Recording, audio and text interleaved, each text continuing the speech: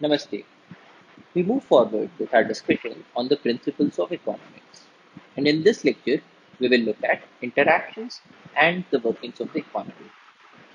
Before we move forward, let us recap what we have seen so far. The first principle of economics is that people in society face trade offs. Now, trade offs arise because our needs or our wants are unlimited, but the resources to get those wants are limited. So we always have to make a choice whether I should get more of A or whether I should have more of D.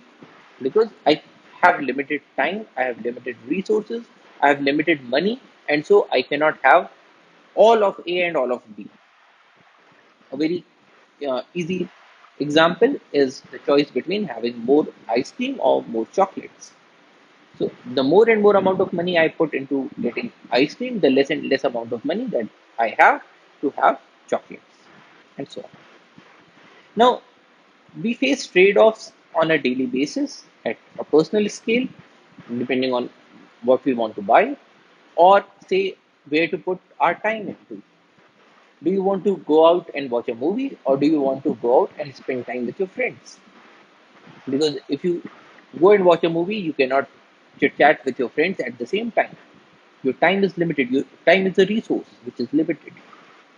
So we have a trade-off in terms of money, we have a trade-off in terms of time, and these are not just at the level of the individual, but they are also there at the level of the society.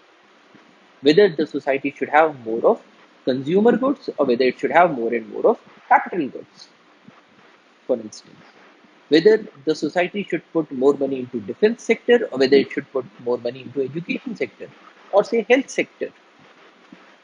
Whether we should promote with the same amount of money that we have, should we promote primary health care services or secondary healthcare services or tertiary healthcare services. Now these are all different trade-offs that the society also needs to make. So the first principle is that people and society face trade-offs, and these trade-offs lead to cost, and the cost is defined as what you give up to get something. Now, what you give up can be in terms of money, it can be in terms of time, it can be in terms of certain other products. So, for instance, we can give a concrete example. We can say that we have 100 rupees with us, and these 100 rupees can buy, say, 100 grams of ice cream or say 200 chocolates. Now, the cost of ice cream, we can say that the cost of ice cream is 100 rupees. The cost of 100 grams of ice cream here is 100 rupees. But we can also say that the cost of 100 gram of ice cream is 200 chocolates, because we are either giving up 100 rupees or we are giving up 200 chocolates to get 100 grams of ice cream. We can even represent cost in terms of time. So, for instance, if there is a laborer who works for one complete day and earns, say, 200 rupees. So, in that case, the laborer might even say that the cost of 100 grams of ice cream is working for half a day. So, the cost of something is what you are giving up to get it. And what you give up, you can give up money, you can give up time, or you can give up certain other goods or resources. So, these are costs. The third principle of economics is that rational people think at the margin. Now, one basic or one fundamental assumption that economics makes is that people are rational. And by rational, we mean that people make decisions consciously by taking into account all the information that they can have access to, and they process this information. So any decision that you make is not out of a jiffy, but you actually put in effort to make it a rational decision to maximize your utility or to maximize your benefit. So for example, if you say that, okay, I have had 70 grams of ice cream and now I should have some chocolates because I want to change the taste, or because chocolates will give me much more satisfaction because I have already had a substantial amount of ice cream. We will say that you are making a decision, you are thinking about it, and so this is a rational decision. Now rational people and also a rational society, they think at the margin. And when we say thinking at the margin, it means that we are not making a choice between 100% of A or 100% of B, but we are thinking that okay, I have had so much amount of A, what should I do now? So you are always thinking at the edge, you are always thinking at the margin. So, for example, a society might think that okay, I have got three factories for making cars. Should I make a fourth factory for making cars, or should I make a fourth factory for making, say, television? So, this is a thinking at the margin. So, the society is thinking, or the people in the society are thinking that okay, we have had three factories, but we have more resources at our disposal. Should we spend those resources into making more of automobiles or to make something else, given that we already have three factories? So this is thinking at the margin. Similarly, as we saw in the example before, if there is an airlines and the cost or the average cost of selling a ticket or selling a seat on that airlines is say 5,000 rupees. Now there is an aircraft that is ready to take off, and there is a passenger who has just arrived, and he says, "I cannot pay you 5,000 rupees. I can only give you 3,000 rupees." Now, how should the airline make the decision? Now, if the airline is not thinking at the margin, the airline would say, "I sell my tickets at 5,000 rupees. You cannot give me 5,000 rupees, so I cannot give you a seat." Now, that would not be thinking at the margin. Thinking at the margin, the airlines would say that okay, if this one more person gets into the aircraft, there will be some excess cost for certain amount of fuel, because we are adding certain weight of the passenger as well as his goods. Plus, we would have to serve this passenger probably with say a bag of peanuts. So the aircraft would, or the airline carrier, if it is thinking at the margin, it would do a cost computation of how much would this extra fuel and extra bag of peanuts cost the airlines. Now, if the cost of taking this passenger into the aircraft and flying him is say 1,000 rupees, and this person is giving the airlines 3,000 rupees. So, thinking at the margin, the airlines would say, okay, let me make a profit of 2,000 rupees. What's wrong with it? And so, even though the price is less than the average price at which the airlines is selling the seats, the airlines would sell the seat to this passenger for 3,000 rupees. So, a lot of rational thinking occurs at the margin, which is why whenever there is a product that is going to get expired soon, we see a hefty discount that is offered in shops, or last minute bookings for aircrafts, or last minute bookings for resorts. So we see these phenomena because these people are thinking rationally, and they are thinking at the margin, they are thinking at the edge. Now, the fourth principle that we saw was that people respond to incentives. Now, incentive is the inducement to do something or to refrain from doing something. So, people respond to incentives. It means that if you want people to behave in a certain manner, you should provide them with incentives. These incentives can be in the form of reward, or they can be in the form of punishment. So, for instance, when a teacher says that if you do homework and if you do it properly, I will give you a chocolate, the teacher is offering a positive reward as an incentive to make the pupils do their homework properly.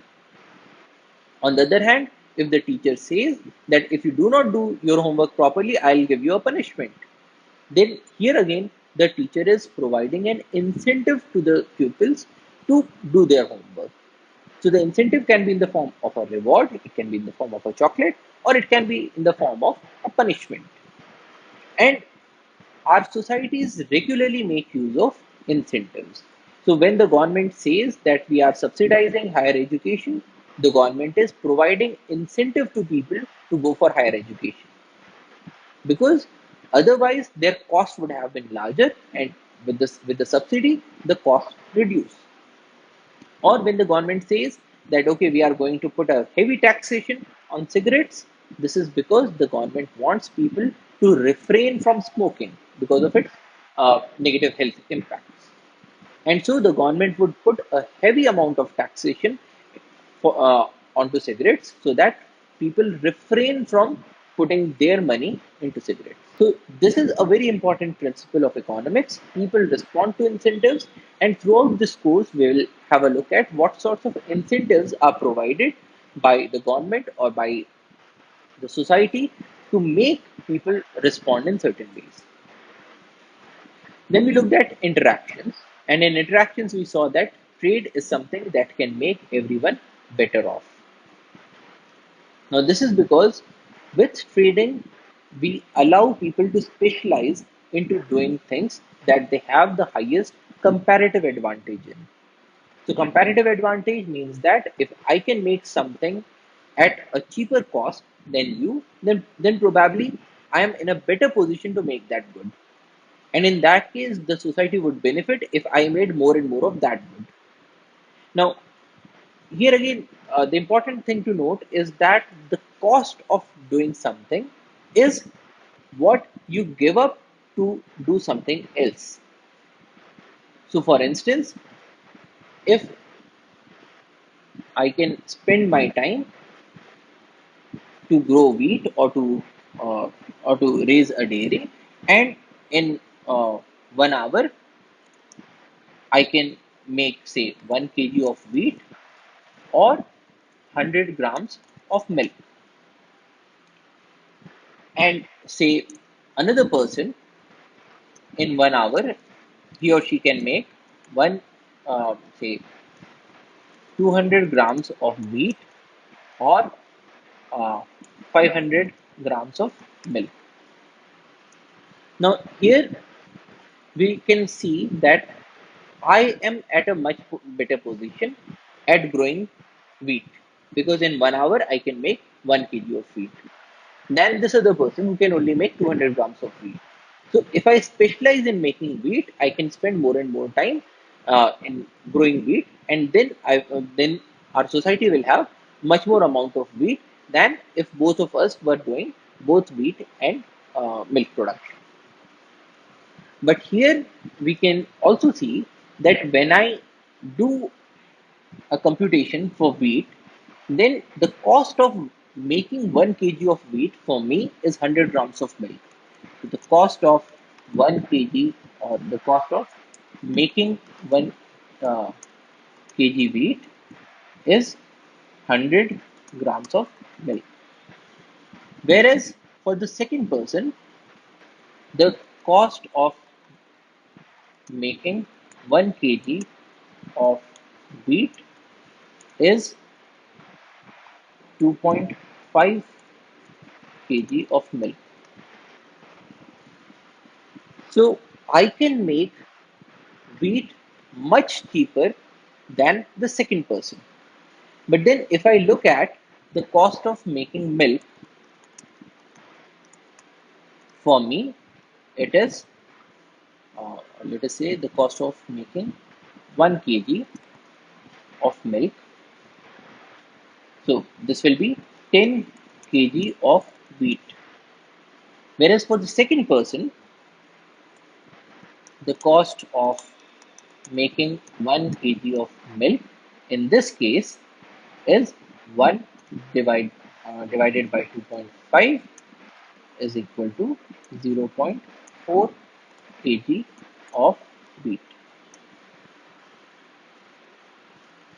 Now, what we are seeing here is that if I can make wheat at a cheaper cost, it would also mean that I would be making other things at a much greater cost.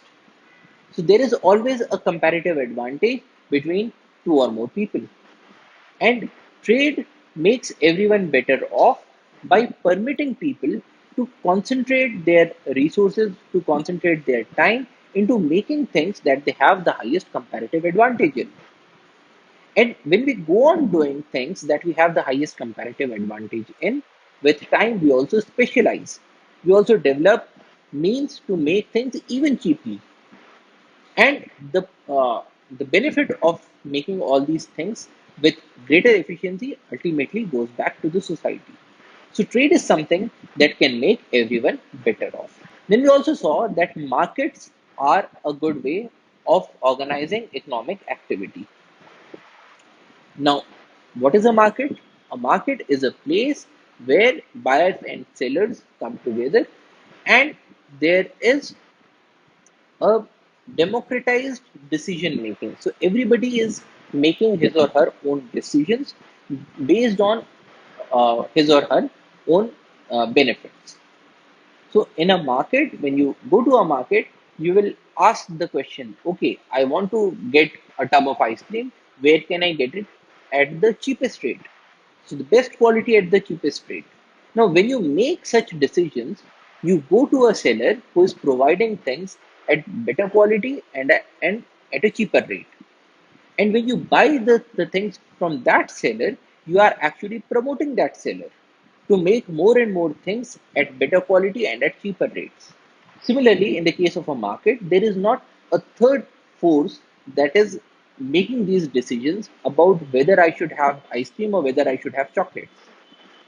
So I make decisions based on my own free will, and all these decisions of different buyers and sellers in the market are reflected in the prices that we see in the market. So market makes it very easy for buyers and sellers to make decisions based on the prices. And so markets are a very good way of organizing the economic activity. Now, moving further into this topic of interactions, another principle is that governments can sometimes improve the market outcomes. Now, the question is, if markets are a very good way of organizing economic activity, do we need a government? Why should there be a government? Why should government be making certain decisions? So the economic principle here is that governments can sometimes improve market outcomes because the market by itself may not always result in the most optimum solution. So what is a government? A government is the group of people with authority to govern a country or state. Now the important point here is authority. Now authority means legitimized power. So these are the group of people who have the power, and this power has been given to them through certain legislations. So they have a legitimate authority to govern a country or state. And when that happens, they can make certain decisions. So, for example, if you want to go into a market, or say you are a seller and you are making, say, ice creams. Now, in a theoretical market, you would want to maximize your profit, and to do that, you want to make things at the cheapest possible way. So you are putting a lot of money into innovation, you are putting a lot of money into getting the best machines. But then once you have invested a lot of money into your factories, somebody comes and burns your factory. Now, if such a situation arises, would you want to put your money into all these innovations? The answer is no. Why? Because you are not sure whether your investments would give you a profit or not. You are working for the profit, you are working in a self interest, but your self interest will only get fulfilled if you have a proper law and order that ensures that you will get your rewards. Now, who will ensure this law and order? So, that is the role of government. So, the government improves market outcomes by ensuring that the fundamentals for the working of the market are there. So, how does the government improve the market outcomes?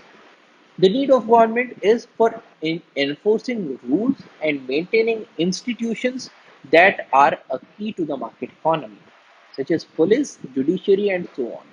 If you have a good law and order system with good police, good judiciary, you will have much more faith, you will have much more confidence that the money that you are putting into innovation, that you are putting into making your factory will not go down the drain. So the first need of government is to enforce rules And one such rule is that nobody has the right to destroy another's property. So the government makes these rules and the government enforces these rules. And the government also maintains institutions, because it is not enough that you have a rule. You also need to have an institution to enforce that rule. If you have a law but you do not have police, if you do not have judiciary, then the law will just turn into a dead letter. So the government not only makes the rules, but it also maintains the institutions that will play a role in enforcing these rules. Similarly, the government enforces property rights. Now, what are property rights? The ability of an individual to own and exercise control over scarce resources. To own and exercise control. And this demands that thefts be minimized or obliterated. Now, property right is the ability of an individual to own scarce resources. Now, scarce resources could mean things like land or things like capital. So, you should have the power to own land, you should have the power to own capital. Then and only then will you be able to have the power to set up a factory.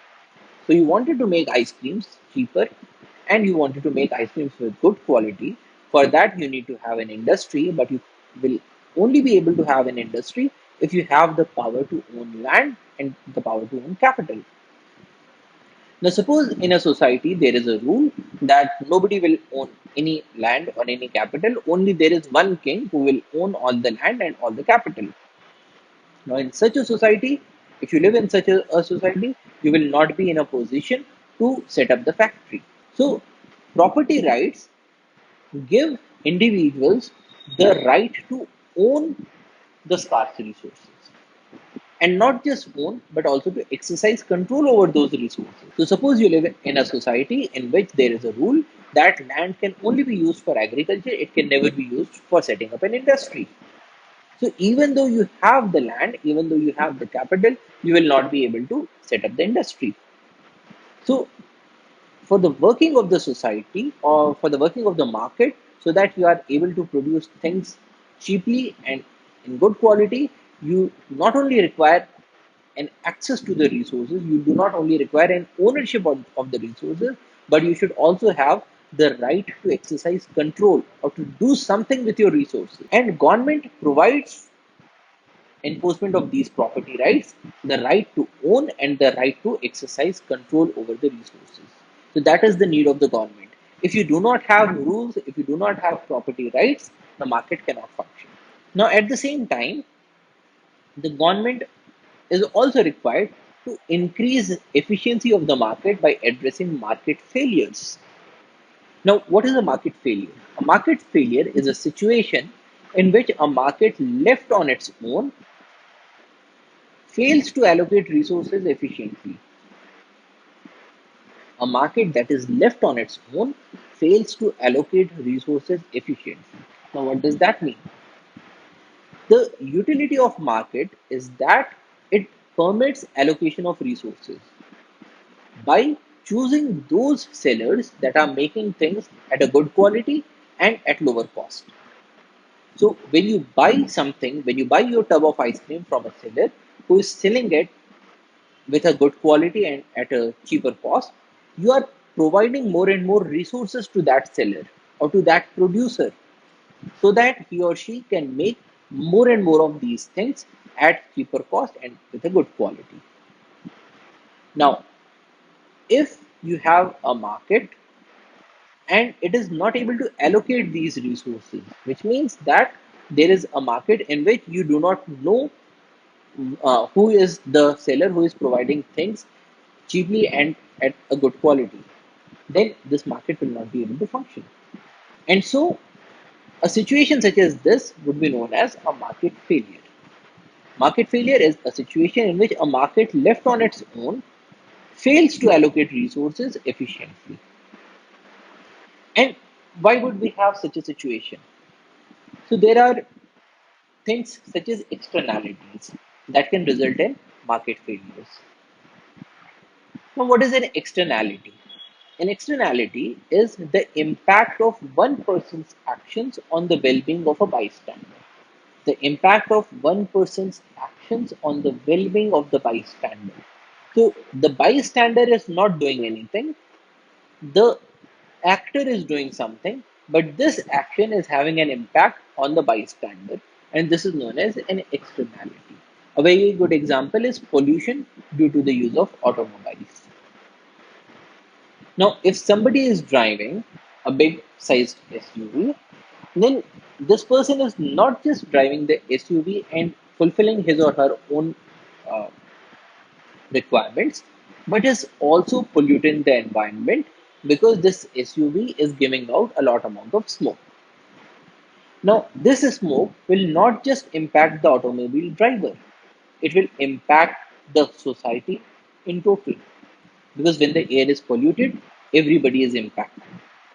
And so this pollution is an externality because the action of an actor or the action of a doer in choosing to drive a vehicle with which is giving out lots of smoke is putting an impact on a bystander who has got nothing to do with this decision. And things such as externalities may result in market failures. Why? Because the driver of this vehicle, the driver of this polluting vehicle, is imposing a negative cost on other people. He doesn't have to pay for those costs. So, for instance, if I get ill because of air pollution, then I will have to pay my own medical bills. That person who is driving that polluting vehicle will not come and give me money to pay my medical bills. Now, if there was a mechanism to internalize this externality, then the results would have been very different. So, for instance, if the society said that, okay, if you want to drive a vehicle that is resulting in pollution, you will also have to pay for taking care of the health of all those people who are impacted by your decision to drive this polluting vehicle. Now, if such a situation was there, then this person who is driving this vehicle would have thought of his decision in a very different way. Because remember, this person is also a rational person. He wants to maximize his or her own utility without, which means that he or she wants to minimize his cost and maximize his benefit. And there's nothing like giving the cost to somebody else. So if this person had to pay money to all these different people who were impacted because of the pollution, he would have thought, okay, let me just get rid of this vehicle and get something that does not pollute so much. So an externality can result in a market failure because the person who is making the decision is not paying the full cost. Now, an externality can also be a positive externality. A positive externality is, say, things such as vaccination. So, if you choose to vaccinate your children, then you are not just protecting your children, but you are also protecting the society because the pathogens will not be able to infect your children, multiply in their bodies, and then spread to other children. So, vaccination is a positive, has a very big positive externality. Now, if you only had to protect your child, and if the society does not provide you with an incentive for the benefit that the society is receiving, then your uh, your level of commitment to vaccination might not be that great. But then, if the society says that okay, if somebody is vaccinating his or her child, then because the society is getting a benefit, so let us as a society subsidize vaccination. So if you have to pay a lower cost, if you get an incentive, then because people respond to incentives, you would have looked at vaccination in a very different manner.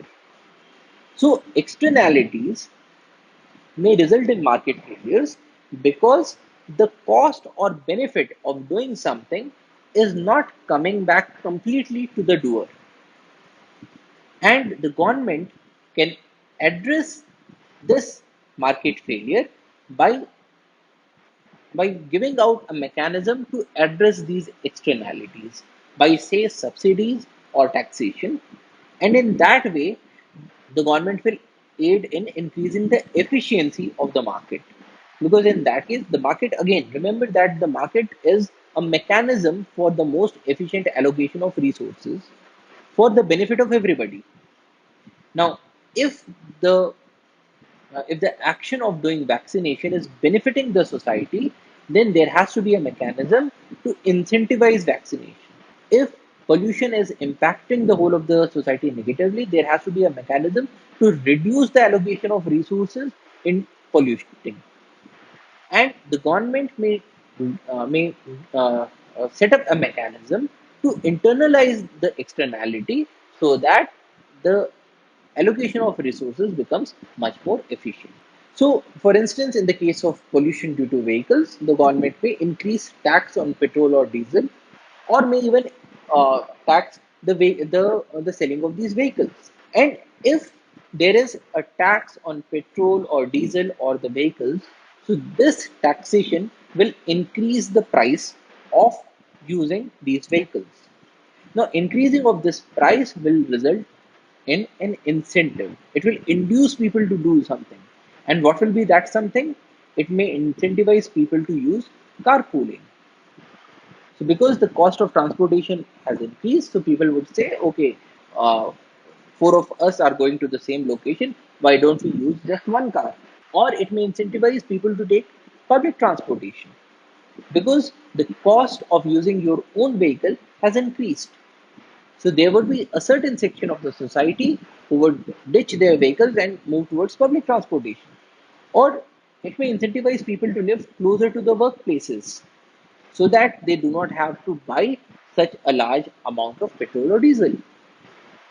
Or to shift to fuel efficient vehicles, especially if these fuel efficient vehicles also get a subsidy. So the government may increase taxation on the polluting vehicle and the government may provide a subsidy to those vehicles that are non-polluting, or shift to hybrid vehicles or electric vehicles for the same reason. Now, left to themselves without the government, people may keep on driving the polluting vehicles since the quantum of the harm gets diluted due to the externality. Because you do not have to pay for the health of all those people uh, who were getting negatively impacted because of the pollution. But if the government internalizes this externality by increasing taxation, then some portion of this externality will get internalized, and this will act as an inducement for people to go for carpooling, public transportation, living closer to the workplaces, or shifting to more fuel efficient vehicles or hybrid vehicles or electric vehicles. So this is a role of the government. So by using these mechanisms of taxation and subsidies, the government addresses market failures and increases the efficiency of the market. Now, another mechanism of market failures is market power. Now, what is market power? Market power is the ability of a single economic actor or a small group of actors to have a substantial influence on market prices. And often, this substantial influence is a disproportionate influence. The ability of a single economic actor or a small group of actors to have a substantial influence on the marketplace, on the market prices. Good examples are monopolies or the owner of a single well in a village where there is a drought. So let us consider that there is a village that is suffering from a drought condition and there is only a single well in that village. Now, the owner of that village, because he sees that there is a huge demand, so this owner might charge anything for taking out water from this well. Now, if the owner charges at a disproportionate rate, then it will not be to a benefit of the society. This will result in a market failure because it is leading to an inefficient allocation of resources. And this such a situation will go on propagating itself if the government probably does not interfere in this situation. Now, how can the government interfere? The government can do a number of things. The government can say, okay, even if you have a single well in a village, there is a cap that you can charge to people. So, for instance, the government might say that okay, for 1 liter of drinking water, you cannot charge more than 15 rupees. Now, if this situation arises, then even those people who did not have a very large amount of money with them, they would have access to water.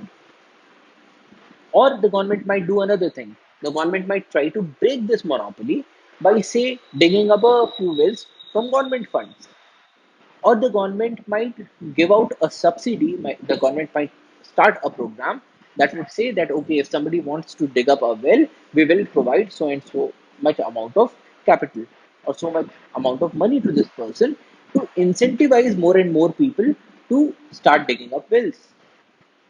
Or the government might outrightly say that okay, if because this situation is so bad, because this person is charging so high, let us nationalize this well, so that this well is now no longer a property of this particular individual. It now belongs to the government, it belongs to the society. So there are a number of things that the government can do in these situations where you have a single economic actor or a small group of actors that are having a substantial influence on the market prices. They're having such a huge influence on market prices that it is not to the benefit of the society and it is not an efficient way of allocating resources. So the government may break these market powers, the government may break these monopolies and increase the efficiency of the market. Another thing that the government can do is to increase equality. Now, we saw before that the society makes a trade off between efficiency and equality or equity. So, you can put your resources in such a manner that that you maximize the production of goods, or you can also do things to ensure that everybody has a decent share of the pie. If you only wanted to increase efficiency, the society might say, okay, let us give all the resources to a few people who are doing things well. And in that case, they will have all the money, they will have all the power to do everything, anything and everything. And rest of the people would live a life of poverty. Or the society might decide that, okay, efficiency is important, but equality is also important. Equity is also important. So the society might say that even though there are certain people who are not doing things with the highest efficiency, but they also have the right to live. So they should also have access to sufficient amount of food, sufficient amount of nutrition, sufficient amount of clothes, sufficient shelter. Now, when the society decides this, the implementation of such a policy comes to the government because the government has the power to influence all these decisions and to implement these decisions. So, increasing equality, the market by itself may not ensure sufficient food, decent housing, and adequate healthcare to all. If you just left it to the market might say that okay, we want maximum profit, and so uh, we are only going to provide healthcare to those people who can pay for them, or we want to maximize the profits out of vaccines. Now, vaccine is something that has a positive externality because not only the person who is vaccinated is protected from the disease, but the society in total also gets protection because of herd immunity. Now, if there is such a situation, then the government might step in and say that okay, uh, we cannot let things go on like this, and we need to emphasize equality, and so we are also going to provide vaccines to those people who cannot afford them, because the society benefits if those people also get access to the vaccines. So the market by itself may not ensure sufficient food, decent housing, and adequate healthcare to all, but the government may chip in, the government may provide for all these different resources. Now, equality is the property of distributing economic prosperity uniformly among the members of the society. And this is also a role of the government. Now, there are two major ways in which government impacts these market outcomes. And these two ways are price controls and taxation. Now, price control means that the government may set up a price floor. Now, a price floor says that this is the minimum amount that you have to pay to get this good or service. And a good example is the minimum support price that the government sets for food grains. Now, when we have a price floor, the government is saying that we cannot let the society exploit the farmers, and so there is a minimum amount that needs to be paid to the farmers so that they are able uh, to carry on their cultivation. They are able to pay for, say, water, pay for fertilizers, pay for insecticides, and so on. So the farmer should also be able to make all these payments and still retain a decent amount of money to meet the needs of his or her own family.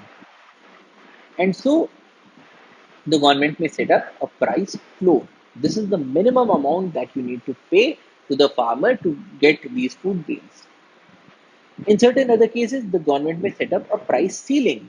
This is the maximum amount that you can charge to a person. So when we talk about things such as the rent control act, so the government says that okay, you cannot charge exorbitantly for providing accommodation to people. There is this maximum amount that you can charge.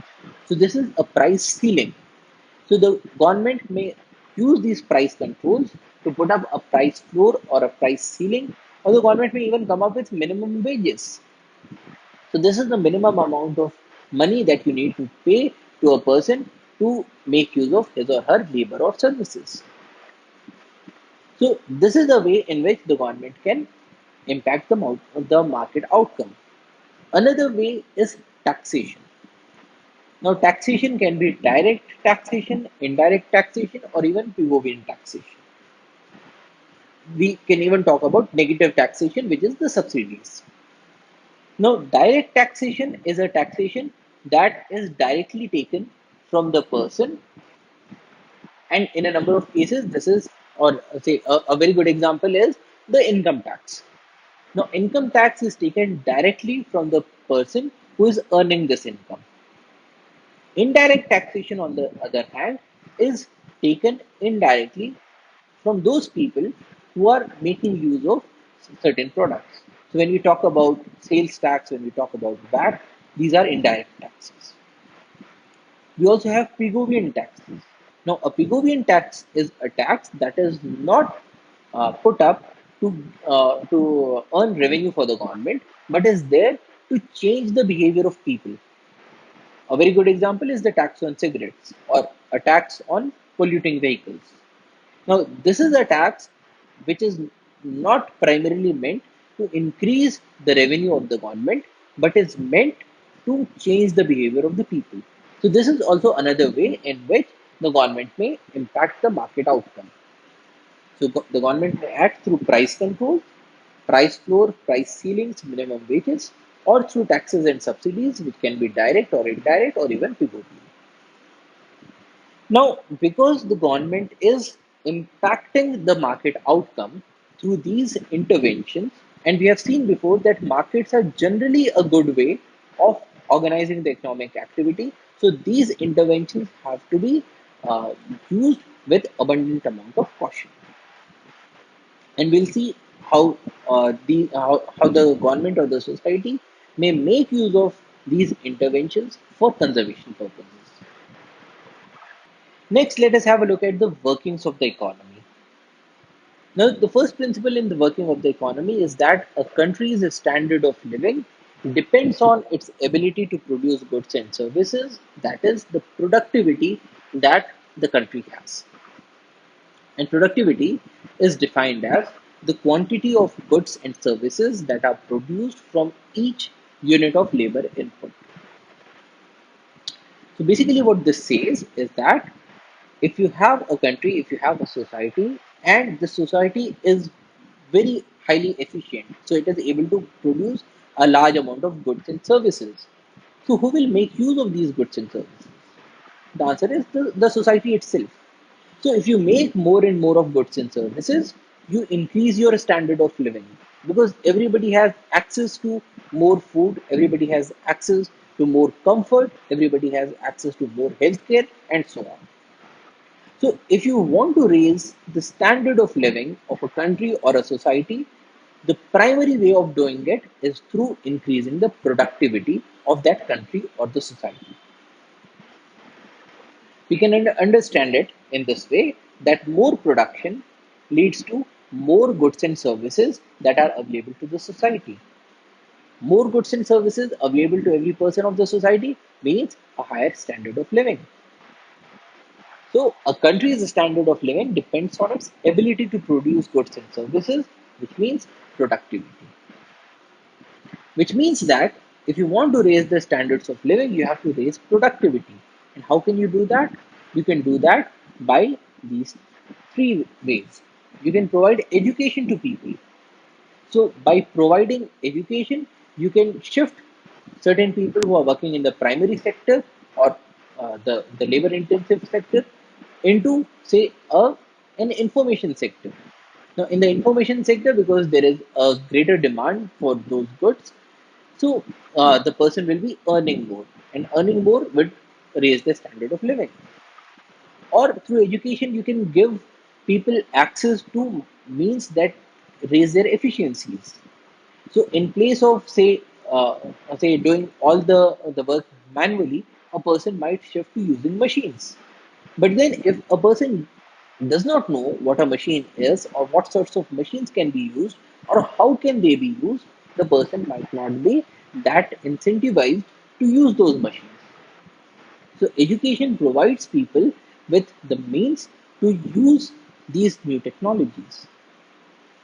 So to raise productivity, you should give, or the society should give education to people.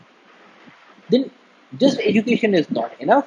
There should always also be a provisioning for the tools of production of these goods and services. So, for instance, as a farmer, I through education I have come to know that okay, I should be using tractors.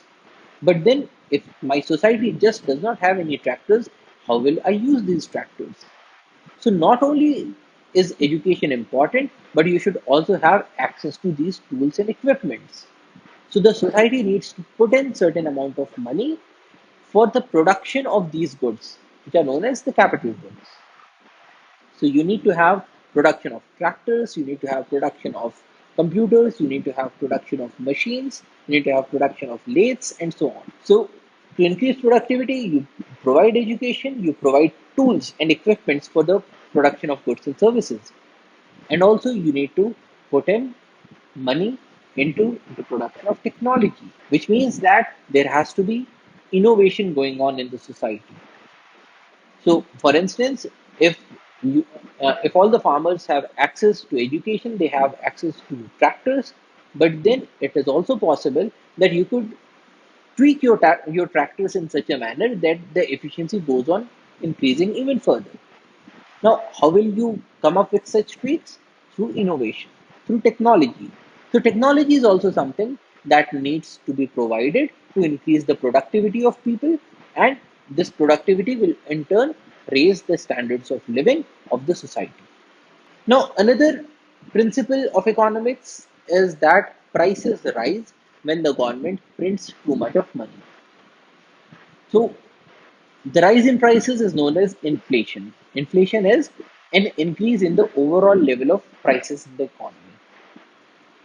Now, prices can be understood in two terms. One is in terms of money, and the second is in terms of other goods and services. So, let us consider that there is a society which has only two goods. So, the good one is wheat, and the good two is milk. So in this society, we have only two goods for the sake of understanding. And the wheat is being sold for, say, 30 rupees for 1 kg, and the milk is being sold for 60 rupees for 1 kg. Now, the thing is, these are the levels of prices that are there prevailing in the economy at present. So the level of prices for 1 kg of wheat, you have to pay 30 rupees. For 1 kg of milk, you have to pay 60 rupees. Now, suppose the government prints too much of money. So, in place of having 100 rupees in the pocket of everybody, the government has printed so much of money that now everybody has 200 rupees. So, let us think that just by magic, everybody has 200 has twice the amount of money that they had previously. Now, what will happen? In this situation, the price of everything will increase. So, in place of having, so earlier you were, so we can also understand it by saying that the price of 1 rupee is equal to 1 by 30 kg of wheat, and the price of 1 rupee in terms of milk is 1 by 60 kg of milk. Now, if the money has just doubled magically because the government has printed so much amount of money, so the price of 1 rupee will go down. So in place of having 1 by 30 kg of wheat, now person might demand much more amount of or much less amount of wheat. So when the government prints too much of money, the value of money decreases. Because here again, in the society, the value of anything is determined by the demand and supply of that thing. Now, if the supply of money has gone up, the value of money will go down. Now, if the value of money will go down, it would mean that for every rupee, you will get less amount of or less quantity of goods than you were doing previously. Because earlier the value was large, so in exchange for money, you were getting a larger quantity of goods. Now the value has gone down, so now you will get a smaller quantity of goods. And so more money is needed to purchase the same amounts of goods or services, which increases the price of goods and services, which leads to inflation. So the primary cause of inflation is that the value of money has gone down because the government has printed too much of money. So how will this show up? This will show up in this manner that earlier for wheat you were paying 30 rupees for 1 kg. Now you will have to pay 60 rupees for 1 kg. And for milk, earlier you were paying 60 rupees. Now you will have to pay 120 rupees for 1 kg. So the level of prices have gone up because you now have access to double the amount of money. But this is known as a notional increase in the prices. This is notional because this is only there in name. Because if you looked at the society earlier, you would find that milk is worth twice the amount of wheat. So for 1 kg of milk earlier, so let us put it in writing. So in the earlier situation, for 1 kg of milk, you were getting 60 rupees, which is equivalent to 2 kg of wheat. Now this is in the earlier situation. But then after inflation, what happens? After inflation, we have a situation that 1 kg of milk is now worth 120 rupees. But the price of wheat has also gone up. So for 120 rupees, you will get 2 kg of wheat. So earlier, the price of 1 kg of milk was 2 kg of wheat. After inflation, the price of 1 kg of milk is 2 kg of wheat. So there is no actual change in the prices. The change in prices is only in terms of the rupee value or the money value, which is because the amount of money that is there in the society has gone up to such an extent that the value of money has gone down. But the value of all other things in terms of other goods and services, they will remain the same. So the principle of economics here says that prices rise when the government prints too much of money. This is something that we need to keep in mind whenever we are talking about inflation. And the last principle is that the society faces a short run trade off between inflation and unemployment. Now, the question is, should we have inflation in the society or not? The answer is slight amount of inflation is good for the society. Now, why is that so? If you have more money in the economy, so why is there more money in the economy? Because the government is printing more money. Now, if there is more money in the economy, people will spend more. When people will spend more, so in the short run, there will be a more demand for goods and services. Because earlier you were having only 100 rupees, so you were spending 100 rupees. Now that you have 200 rupees, right away you will think, okay, I have more amount of money, let me buy more stuff. Because here again, rationally, you are trying to maximize your utility. And because you have more access to resources, you want to have more goods and services. So in the short run, more money in the economy will lead to more spending, which is more demand for goods and services. Now, more demand for goods and services in turn would lead to inflation because there is a rising cost. So, there is now more demand for milk, and so the cost of milk rises. But then, more demand for goods and services would also mean that now the milkman would want to have more and more of the produce. So the milkman would now try to have more cows. He would try to hire more people. He would try to hire more amount of goods in terms of capital goods. And so the more demand for goods and services would also lead to more hiring of workers to meet the demand. Now, if you have more hiring, it means less unemployment. So more money in the economy led to more spending. More spending led to inflation, but it also led to less unemployment. So, more inflation means that more people have jobs. Now, a society always wants to have people who have jobs, and inflation is the price that the society needs to pay to have those jobs. So, this principle of economics states that the society faces a short run trade off.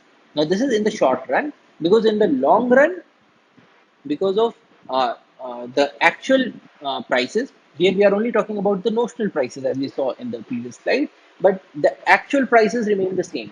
So in the long term, things go back to the normal, but in the short run, there is this trade-off between inflation and unemployment. And this also leads to business cycles, which is the fluctuations in the economic activity, such as employment and production. So, in the short run, when the government prints more money, there is inflation, which leads to more employment, and this employment also leads to more production. But then, because of inflation, after a while, people people are negatively impacted, and so the government then shrinks the money back, it shrinks the economy, and with that, the level of inflation comes down. But together with that, the employment and production also comes down. So this is a short run trade off that the society always faces.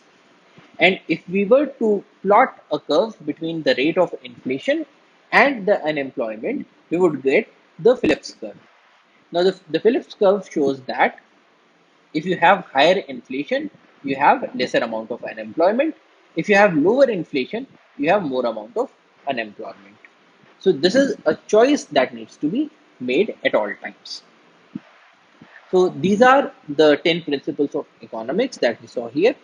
And we will revert back to these principles again and again in this course. And we will also try to understand what is the impact of these principles on conservation of natural resources. So that's all for today. Thank you for your attention. Jai Hind.